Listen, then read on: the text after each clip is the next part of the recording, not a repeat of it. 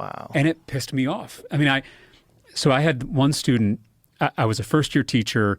What happens in schools, especially schools in high-poverty neighborhoods where things are really hard, the administration of the school will oftentimes give the kids who need the most help, the kids who have the most troubles, to the first-year teachers, right? Almost like a hazing thing. So I remember my first year of teaching, my principal told me that I was going to get this kid named Justin, who had gotten kicked out of his elementary school the year before because he had brought a knife to school and threatened to stab his fifth grade teacher.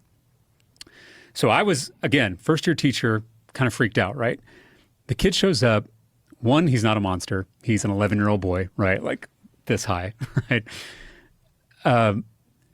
I took him aside, introduced myself, told him I was happy he was in class, told him I wanted to get to know him. He gradually started to raise his hand a little bit more in class. He was super smart, super just quick. He also had like a great smile. He's very popular with the girls in the class, a lot of personality. And I started to invite him to our little lunch group because I had kids who came and ate in my classroom during lunch. And we started to kind of build a rapport. And he didn't have a lot of male teachers, so I think that was helpful to see a guy as a teacher and be able to build a relationship with him.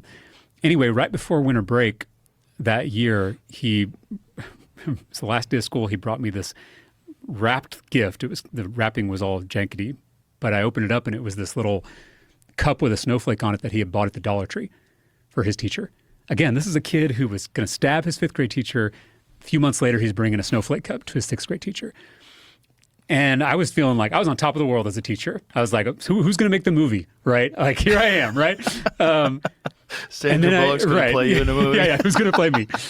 And then I came back after winter break. I was in my third period class, and I heard this commotion out in the hallway. So I immediately stepped out of the room to see what was going on. And there were two of our coaches, and they were both restraining Justin, either side of him. They were carrying him out of the school. He was screaming. His feet didn't touch the ground. Like he literally was just carried out of the school. I found out that he had started a fight in his third grade class, and that was his last strike. And it was the last time I ever saw Justin. I did some digging to figure out what had happened. Turns out in the previous semester, Justin had been seeing a therapist that was provided by the school district. And it was this lady that he really was hitting it off with and getting along with. And they were going through all his issues because Justin had been abandoned by his mother at a very early age, which that'll screw anybody up, right? Justin had experienced violence, had experienced all this trauma. And so for the first time, there was a professional who was helping him work his way through it. And there was a teacher who liked him and who believed in him. And that was all it took for Justin to see all of these improvements. And I found out that after winter break, that because of budget cuts from the legislature, the district had eliminated the therapist. So this lifeline suddenly went away for Justin.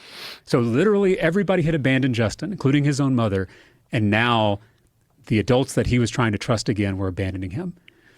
And so that was the kind of radicalizing experience for me, because these people at the state capitol had cut $5 billion from our schools. Who knows why? Who knows what the justifications were? But I saw firsthand how that screwed up a kid's life. I saw the damage that did to real flesh and blood human beings. And so I promised myself right then that if I ever got a little bit of power or a little bit of influence, that I would do everything I could with every fiber of my being to stop that from happening again.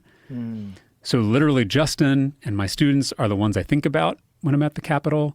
They are the criteria that I use to evaluate public policy, not if it's a Democratic bill or a Republican bill, not if it's going to get me, ex-lobbyist support,